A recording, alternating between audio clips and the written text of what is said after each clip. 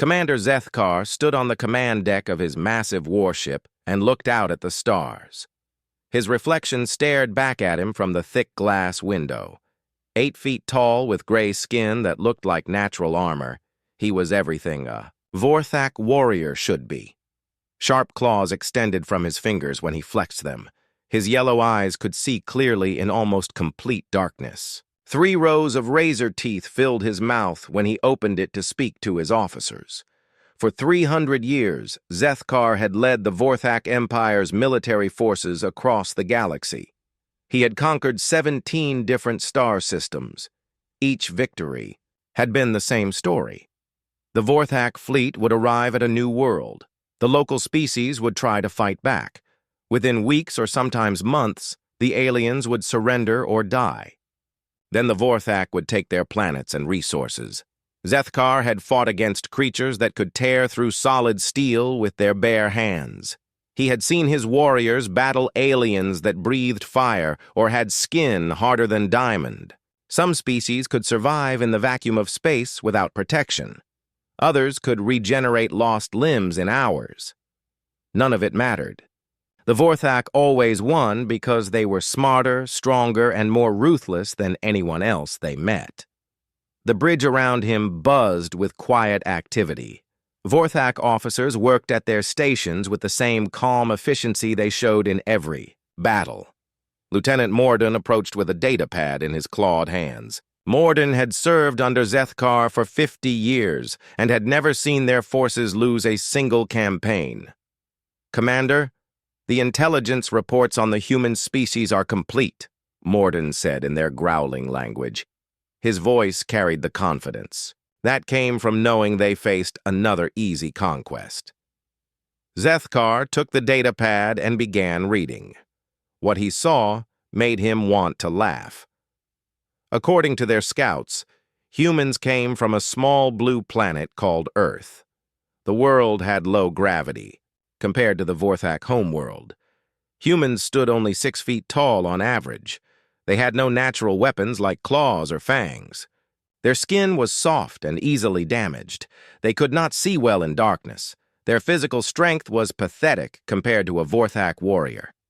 "Look at this," Zethkar said to Morden while pointing at images of human settlements. "Their cities have no proper defenses. Their military forces use primitive projectile weapons. They have not even developed proper energy shields for their spacecraft." Morden nodded in agreement. "Our analysts believe we can conquer their entire species within 1 standard month, Commander. They have perhaps 50 worlds with small populations. Their technology level is at least 2 centuries behind ours." Zethkar scrolled through more information about human society. These creatures seemed to spend more time fighting each other than building proper military forces. They had hundreds of different languages and governments that could not agree on anything. Their weapons were designed to hurt other humans, not to fight a superior alien species like the Vorthak. "Have they ever fought against aliens before?" Zethkar asked. "No, Commander. Our scouts report that humans have never encountered another intelligent species. They do not even know that other civilizations exist in the galaxy." This made Zethkar smile, showing his sharp teeth. The humans would not know what hit them. They had no experience fighting enemies from space.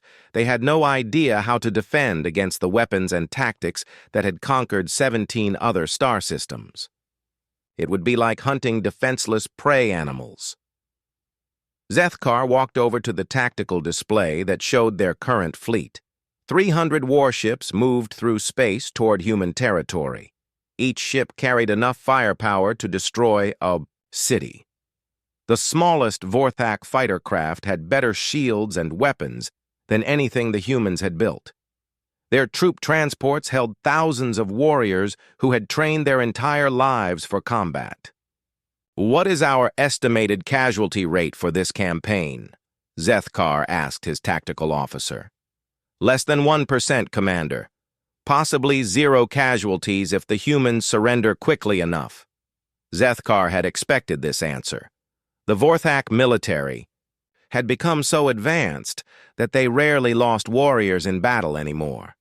Most species gave up fighting once they saw what the Vorthak could do. The smart ones surrendered before the real fighting began. The stubborn ones died quickly when they realized resistance was hopeless. The fleet moved closer to the edge of human space. Soon they would reach the first human colony and begin the conquest. Zethkar felt the familiar satisfaction that came before an easy victory. He had felt this same confidence when facing the crystal-skinned Althorians who could survive laser fire. He had felt it when fighting the Brutok giants who stood 12 feet tall and could crush metal with their hands. None of them had been able to stop the Vorthak war machine. As Zethkar prepared to return to his quarters, he thought about fear. Long ago, when he was young, he had known what it felt like to be afraid. He remembered his first battle when enemy. Weapons had nearly killed him.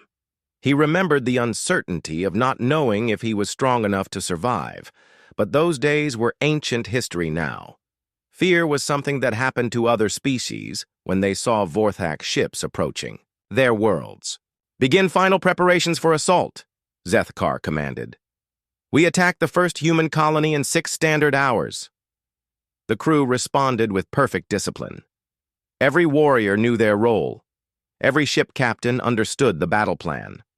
The humans would learn what every other species in the galaxy had learned.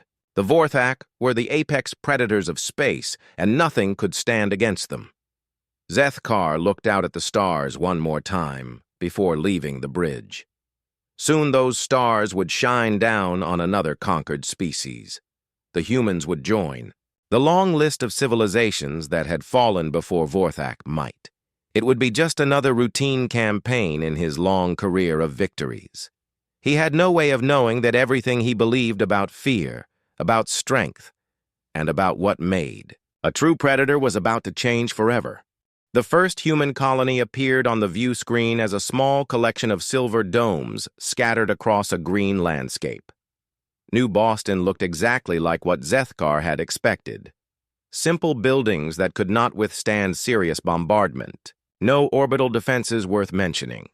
A few small spacecraft that barely qualified as military vessels. The colony held maybe 50,000 humans who had no idea what was coming for them. Captain Jake Murphy stood in the command center of New Boston's defense station and watched alien ships fill the sky. He had been a soldier for 20 years, but had never seen anything like this. The alien vessels were massive black triangles that blocked out the sun. Smaller fighter craft swarmed around them like angry insects. Jake counted at least 30. Major warships and hundreds of support vessels.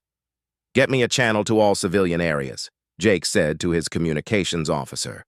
"Begin immediate evacuation procedures. Every transport ship we have needs to start moving people off-world right now." Lieutenant Amy Foster ran up to Jake with a report in her hands.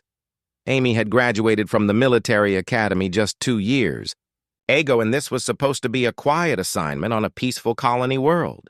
Now she found herself facing the first alien invasion in human history. "Sir, we're picking up energy readings from those ships that are off our sensor scales," Amy said. "Whatever weapons they have, our shields won't stop them for more than a few seconds." Jake nodded grimly. The colony's defenses had been designed to deal with pirates or raiders, not a full-scale alien invasion. They had 12 missile batteries, some basic energy shields, and about 300 soldiers. Against 30 alien warships, it should have been hopeless.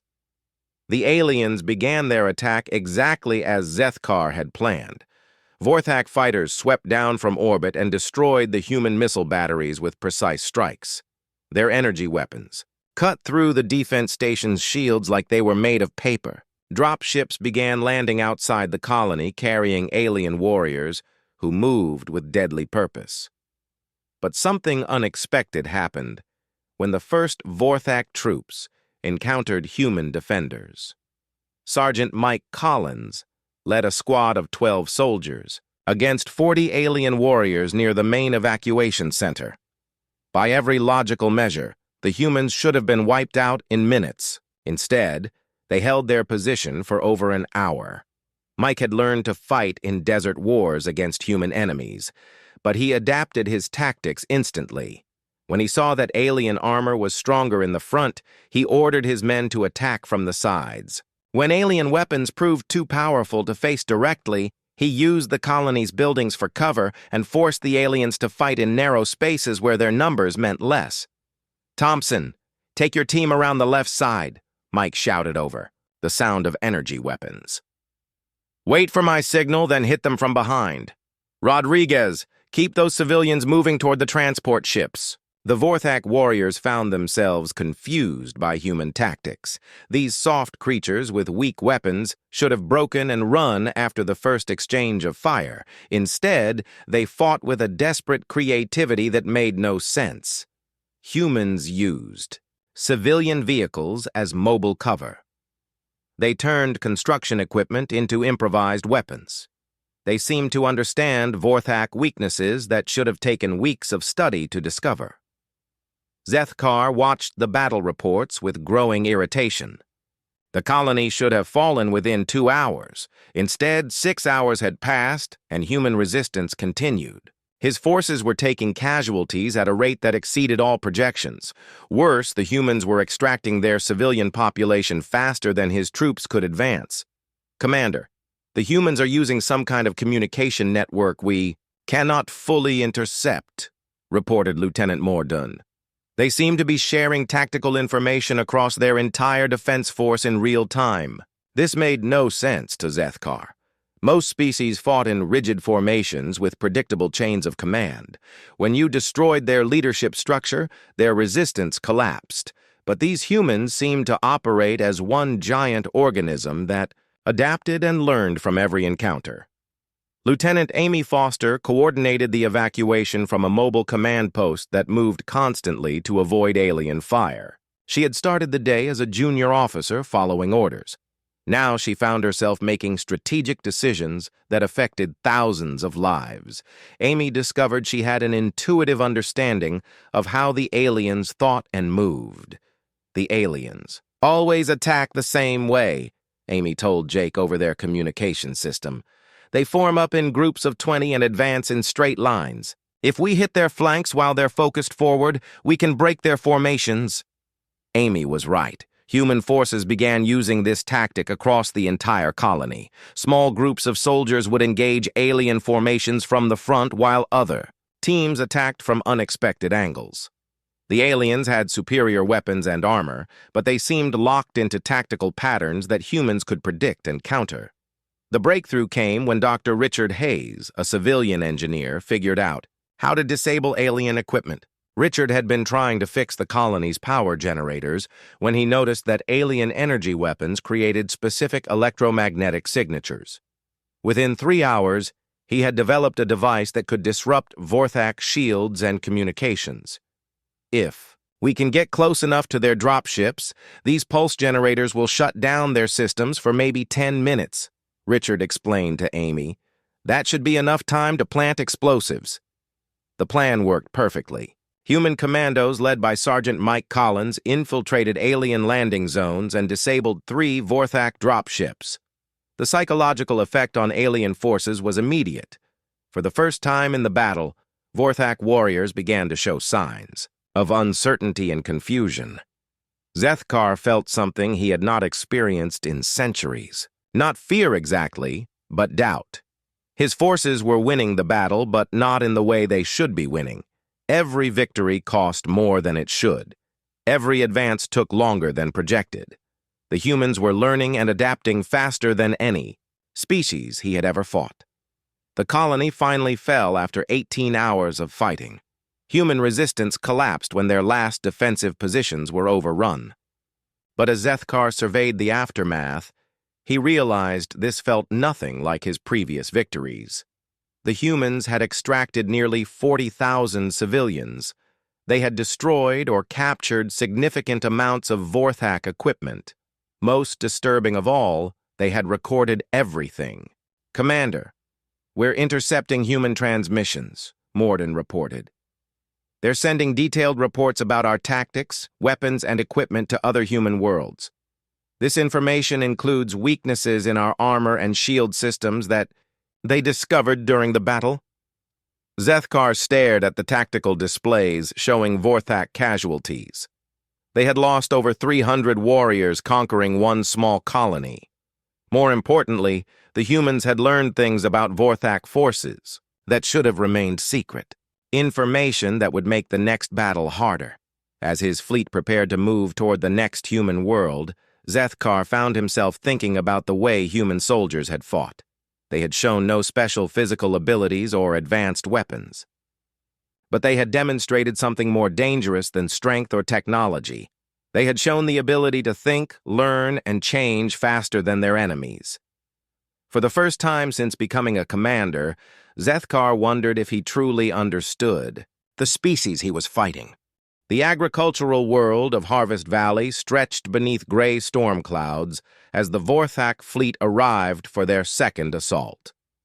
This planet fed 12 other human colonies with vast farms that covered 3 continents.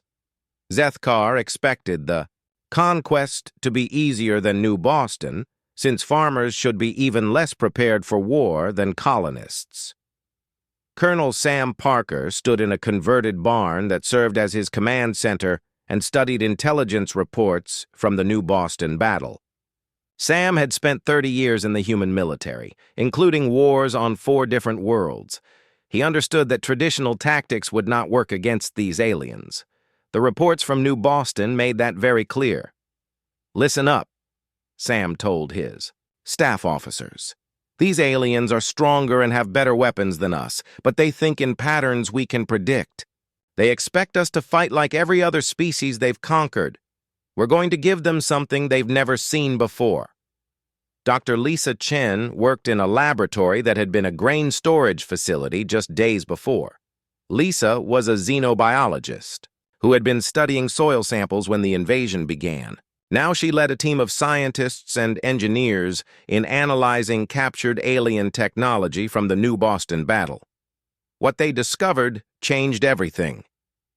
"The alien armor has a weakness," Lisa explained to Colonel Parker. "It's designed to stop energy weapons and high-velocity projectiles, but it's vulnerable to specific types of electromagnetic interference. We can modify our farming equipment to generate the right frequency." This gave Sam an idea that would have seemed impossible a week earlier. Harvest Valley's farms used massive machines for planting, harvesting, and soil preparation.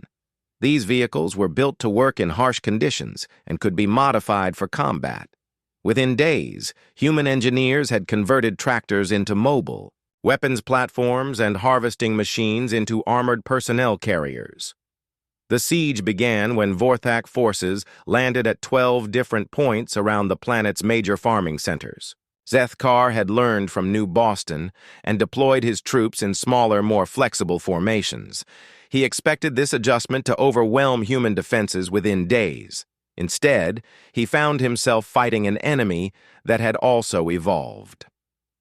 Human defenders used the planet's irrigation systems to create kill zones where alien forces would be channeled into prepared ambush sites.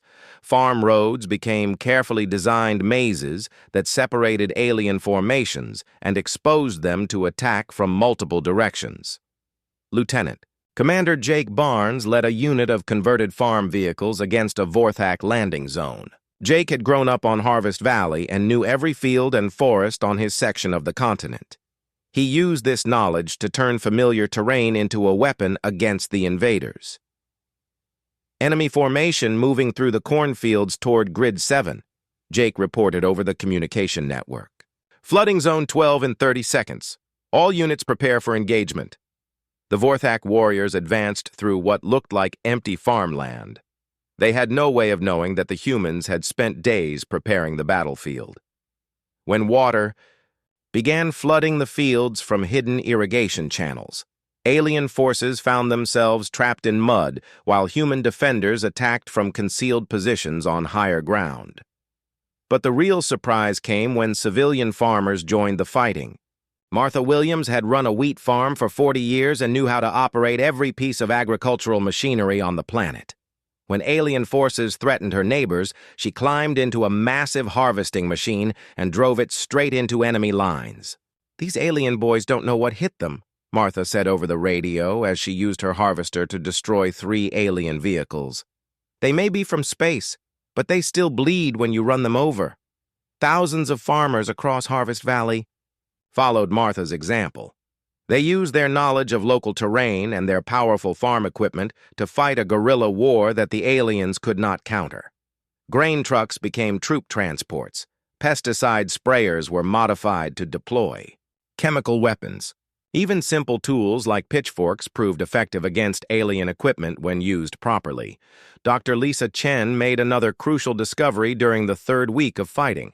By studying captured alien communication devices, her team learned how to intercept and decode Vorthak battle plans. This intelligence advantage allowed human forces to predict enemy movements and prepare countermeasures.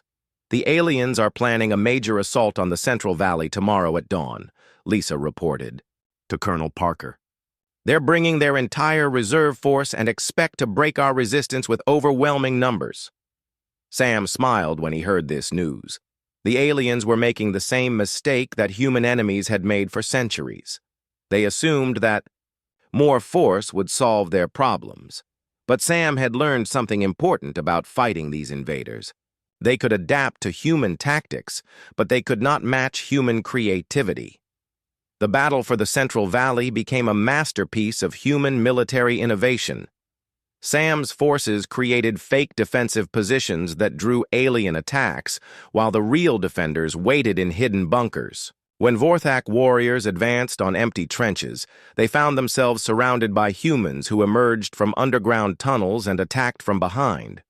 The turning point came when Captain Joe Williams led a raid on the alien command post. Joe had been a Special Forces operative before becoming a farmer, and he combined both skill sets for this mission. His team infiltrated the Vorthak base using modified farm equipment and captured crucial intelligence about alien battle plans.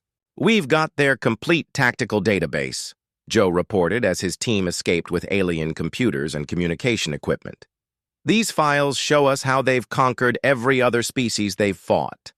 The intelligence windfall allowed human forces to predict Vorthak moves with devastating accuracy. Every alien advance was met with perfectly positioned defenses. Every Vorthak tactical innovation was countered before it could be fully implemented. The hunters had become the hunted, but the aliens did not realize it yet. Zethkar watched his casualty reports with growing alarm. 3 months had passed since the invasion of Harvest Valley began. His forces controlled less than 20% of the planet and were losing ground every day. Worse, human tactics were improving faster than his troops could adapt to counter them. "Commander, the humans are using psychological warfare against our forces," reported Lieutenant Mordoon. "They broadcast detailed casualty lists and tactical analyses that affect troop morale. Some of our warriors are beginning to show signs of combat stress. This was unprecedented in Vorthak military history. Their warriors had been bred and trained to be fearless predators. The idea that humans could affect alien morale through words and information was as shocking as physical defeat. The final blow came when human forces launched a coordinated offensive that drove Vorthak troops off 3 continents in 1 week. Sam Parker had turned an entire planet into a weapon system that operated with perfect coordination. Every farm, every road, every irrigation channel had become part of a master plan that the aliens could not comprehend or counter. When Harvest Valley finally fell to the Vorthak, it was a hollow victory that cost more than any previous campaign in their military history. The humans had extracted most of their population and destroyed anything useful to the invaders. More importantly, they had proven that alien forces could be defeated using intelligence, creativity, and determination. As his fleet prepared to move toward the next human world, Zethkar realized he was no longer fighting weak prey animals. He was fighting predators who had learned to hunt him. Fort Liberty floated in space like a massive metal city, its weapons platforms and docking bays making it the strongest military installation in human space. General Kate Adams stood in the command center watching Vorthak ships approach her fortress.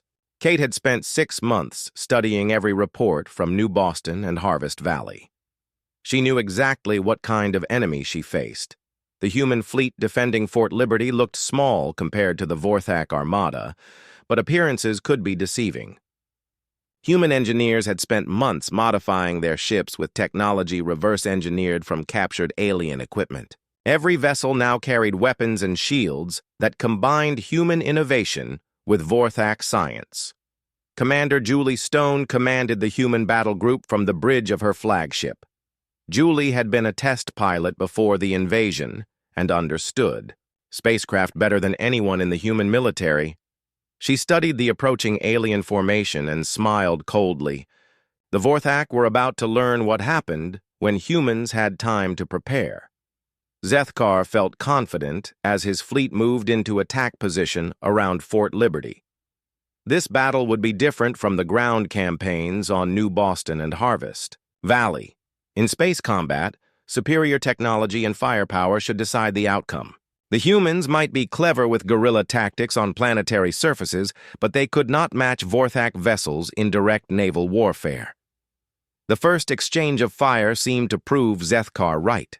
Vorthak energy weapons tore through human shield systems and destroyed 2 enemy ships within minutes. The alien commander relaxed as he watched his forces begin their systematic destruction of the human fleet. This was how space battles should be fought. Then something impossible happened. Human ships began moving in ways that defied everything Zethkar knew about space combat. They used gravity wells and electromagnetic fields to change direction faster than their engines should allow. They coordinated their movements with a precision that suggested some kind of shared consciousness among their pilots. Major Dan Foster led a squadron of modified fighters in the first wave of human counterattacks. Dan had learned to fly by racing atmospheric craft through asteroid fields for sport. Now he used those same skills to pilot a fighter equipped with hybrid human-alien technology through the Vorthak formation like a deadly missile. Angel Squadron. "Follow my lead," Dan transmitted to his pilots. "Use the gravity slingshot maneuver around the space station. Hit their command ships from below, where their shields are weakest." The human fighters moved through space in patterns that made Vorthak gunners miss shot after shot. They seemed to predict where alien weapons would fire and avoided those areas before the triggers were pulled. When they attacked, human pilots struck with surgical precision at exactly the right spots to cause maximum damage. Engineer Alex Morgan worked frantically in Fort Liberty's modification bays, installing new weapons, systems that had been designed from captured alien technology. Alex had been a civilian contractor before the war, but 6 months of studying Vorthak equipment had made him an expert on alien engineering principles. "The new hybrid torpedoes are ready," Alex reported to General Adams. "They use human guidance, systems with Vorthak warheads.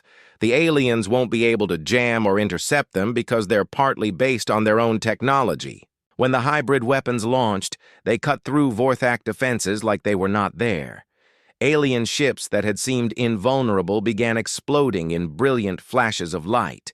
For the first time since the invasion began, human forces were winning a direct military engagement through superior firepower. But the real shock for Zethkar came when human forces began hunting his ships.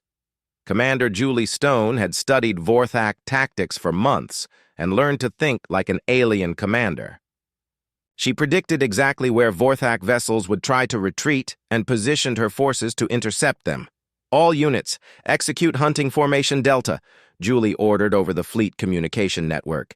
"The aliens are trying to regroup behind the 4th moon. We'll be waiting for them when they get there."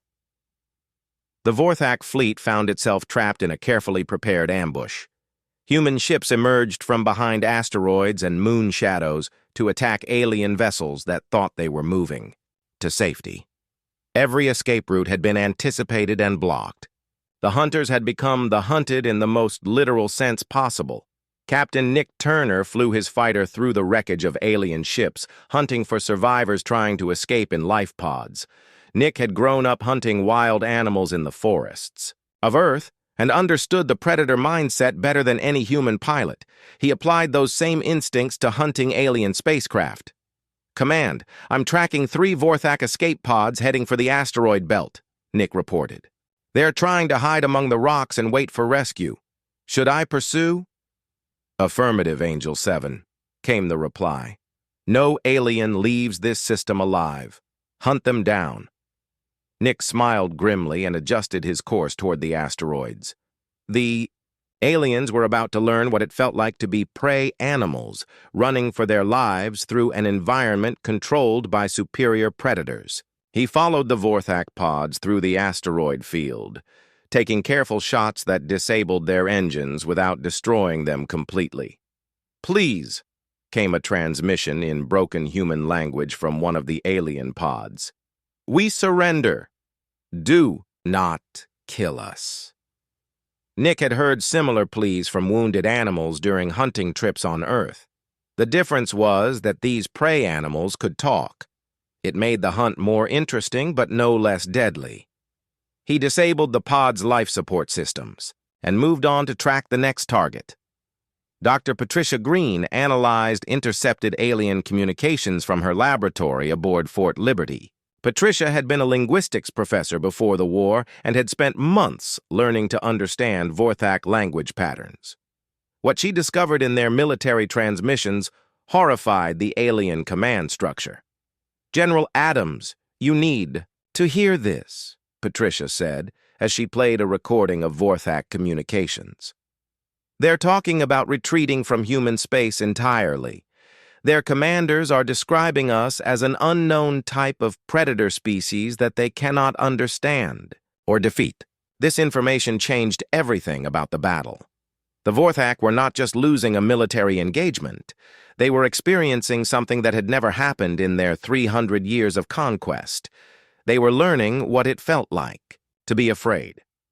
The final phase of the battle became a systematic hunting expedition as human forces pursued fleeing alien ships across the entire star system. Every Vorthak vessel that tried to escape was tracked down and destroyed or captured. The aliens who had thought themselves the apex predators of the galaxy found themselves being efficiently exterminated by a species they had dismissed as weak prey. Zethkar's flagship limped through space with half its systems destroyed and most of his fleet gone. Around him, the bridge crew worked in stunned silence as they processed what had happened. The Vorthak military machine that had conquered 17 star systems had been broken by humans who had been spacefaring for less than 2 centuries. "Commander, we're receiving a transmission from the human fleet," reported Lieutenant Mordoon. "They're offering terms for our surrender." Zethkar stared at the communication screen showing the face of General Kate Adams. The human commander looked at him with the calm confidence of a predator that had successfully cornered its prey. For the first time in his 300-year military career, Zethkar understood what it felt like to be hunted by something stronger and smarter than himself. "This is General Adams of the Human Defense Force," the transmission began. "Your fleet has been destroyed and your invasion has failed. Surrender now and your surviving personnel will be treated according to the laws of war. Continue fighting and we will hunt down every last ship in your armada." As Zethkar reached for the communication controls to accept surrender, he realized that everything he had believed about predators and prey had been completely wrong. The humans were not just another species to be conquered. They were something far more dangerous than the Vorthak had ever imagined. Admiral Ben Clark stood on the bridge of his flagship as the last remnants of the Vorthak invasion fleet limped into Earth's solar system. Ben had commanded human naval forces for 15 years, but nothing had prepared him for this moment. The aliens who had seemed invincible 6 months ago now ran toward his home system like wounded animals seeking shelter. The human fleet that waited for them bore little resemblance to the force that had first encountered Vorthak ships. Every vessel had been upgraded with hybrid technology that combined human engineering with captured alien systems. More importantly, the human crews had learned to think and fight like their enemies while maintaining advantages the aliens never possessed. Zethkar watched Earth grow larger on his damaged ship's view screen and felt something he had never experienced before: true fear. Not the simple concern that came from facing a dangerous enemy, but the deep terror of realizing you were being hunted by predators who understood you better than you understood yourself. The asteroid belt around Earth's solar system should have provided cover for the fleeing Vorthak ships. Instead, it became a maze of death traps that human forces had prepared over months of careful planning. Every rock that looked like a hiding place concealed weapons platforms or human vessels waiting in ambush. Captain Nick Turner piloted his fighter through the asteroid field, systematically hunting down alien stragglers who thought they could hide among the rocks. Nick had become something of a legend among human pilots for his ability to track and eliminate Vorthak ships. The aliens called him the Shadow because he seemed to appear from nowhere to deliver killing strikes. Control, this is Hunter 1, Nick reported over the communication network. I've located a damaged Vorthak cruiser trying to hide behind asteroid designation 77 Alpha. The ship appears to be disabled, but I'm reading life signs. Understood, Hunter 1, came the reply from Admiral Clark's flagship. Disable their communications and life support systems. We want prisoners for interrogation, not corpses. Nick smiled as he maneuvered his fighter into attack position. The alien ship was trapped between asteroids with no room to maneuver. Its crew probably thought they were safe in their hiding place. They had no idea that human sensors could track their heat signatures through solid rock. Commander Julie Stone coordinated the systematic destruction of Vorthak forces from her position near Jupiter's moons. Julie had studied alien psychology for months and could predict their movements with terrifying accuracy. She knew exactly where fleeing ships would try to hide and had positioned human forces to intercept them. Enemy formation is attempting to use Jupiter's gravity well to accelerate toward the outer system, Julie reported to Admiral Clark. I'm moving the 3rd battle group to cut off their escape route. They'll be trapped between us and the gas giant with nowhere to run. The Vorthak commanders found themselves facing opponents who seemed to read their minds. Every tactical decision they made was anticipated and countered before it could be implemented. Every hiding place they chose turned out to be a carefully prepared trap. The humans fought with a coordination and intelligence that defied explanation. Dr. Lisa Chen worked in a laboratory aboard the human flagship, analyzing the final pieces of Vorthak technology and psychology. Lisa had become the leading expert on alien behavior, and her insights had helped human forces predict enemy actions throughout the war. Now she was making discoveries that would change everything. Admiral Clark, you need to see this, Lisa said, as she transmitted her findings to the bridge. I've been analyzing Vorthak military records from their previous conquests. They've never faced anything like human adaptive capabilities. Every other species they fought remained locked into predictable patterns. We're the first enemy that learned and evolved faster than they could adapt. This information explained why the Vorthak had seemed so confident at the beginning of the invasion. For 3 centuries, they had fought against species that followed rigid behavioral patterns. Even the most dangerous aliens had been predictable once you understood their basic nature. Humans were different. They changed, learned, and evolved their tactics in real time. The final battle took place in the space around Earth's moon, where the last organized Vorthak force made a desperate attempt to destroy human civilization before retreating. Admiral Clark had expected this move and positioned his entire fleet in a formation that turned the moon itself into a weapon. All units execute Lunar Shield Protocol, Clark ordered. Use the moon's gravity to accelerate our ships while keeping the planet between us and the enemy fleet. They want to attack Earth. They'll have to go through every ship we have. The human fleet moved with perfect coordination, using gravitational forces and orbital mechanics to achieve speeds and maneuvers that should have been impossible. They fought like a single organism with thousands of parts, each one responding instantly to changes in the tactical situation. Engineer Alex Morgan had made one final modification to human weapon systems that proved decisive in the last battle. Alex had figured out how to reverse the polarity of Vorthak shield generators, turning their own defensive systems into weapons that destroyed alien ships from the inside. The shield reversal torpedoes are working perfectly, Alex reported as Vorthak ships began exploding throughout their formation. Their own technology is killing them and they can't figure out how to stop it. Zethkar watched his last battle group disintegrate under human attack and finally understood what made these creatures so dangerous. They did not just adapt to their environment or their enemies. They transformed both into tools for victory. The humans had taken Vorthak's strength and turned it into alien weakness. Commander, we're receiving another surrender demand from the human fleet, Lieutenant Morden reported from his damaged station. Admiral Clark is offering the same terms as before. Zethkar looked around his bridge at the surviving members of his crew. These warriors had conquered 17 star systems and defeated every enemy they encountered. Now they sat in stunned silence, trying to process their complete defeat by a species they had dismissed as primitive prey animals. "Open a channel to the human admiral," Zethkar said quietly. Admiral Clark's face appeared on the communication screen. The human commander looked tired but satisfied, like a hunter who had successfully completed a long and difficult chase.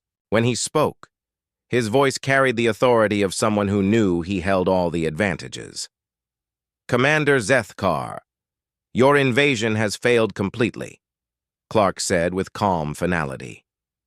"Your fleet is destroyed, your forces are scattered, and you have no hope of escape or rescue.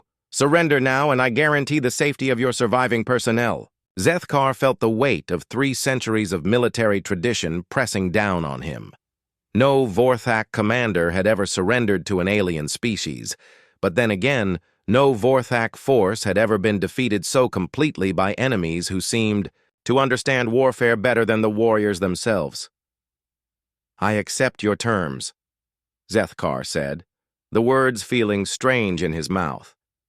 As human ships moved in to accept the Vorthak surrender, news of the victory spread throughout human space and beyond. Other alien species that had been watching the conflict began withdrawing their own expansion fleets from human territory. The message was clear.